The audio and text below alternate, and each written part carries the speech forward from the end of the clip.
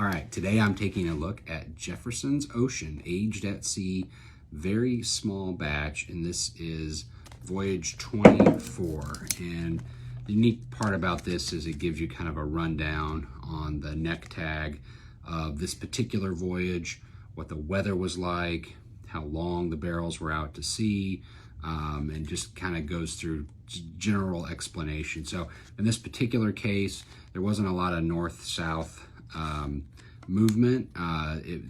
Essentially with Voyage 24, this particular Jefferson stayed very close to the equator, which meant that it was extremely hot inside the containers, moving all the way up in that 125 degree temperature range, similar to what you would get in a Kentucky warehouse in the middle of the summer, but just for a more concentrated period of time with less of that cooling off. So it's really going to drive a lot of interaction, both the movement of the ocean and the heat and temperature within the container where the barrels were located. So, you know, this is a judge for yourself. Is this a gimmick?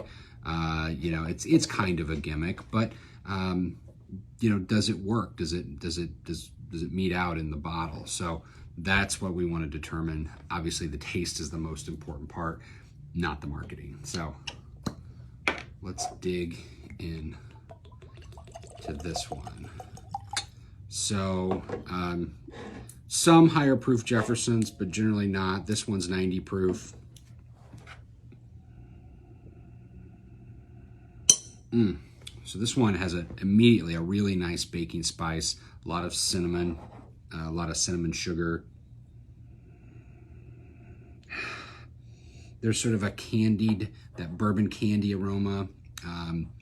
There's kind of a rock candy element here, but it's got a really nice, there's a mint spice going on.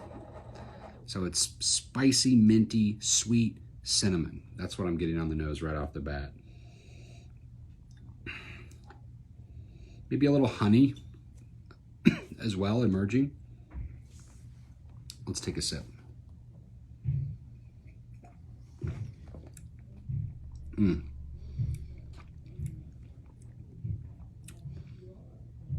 Sweet, herbally, massive butterscotch, lots of honey, lots of really smooth spice on the mid-palate.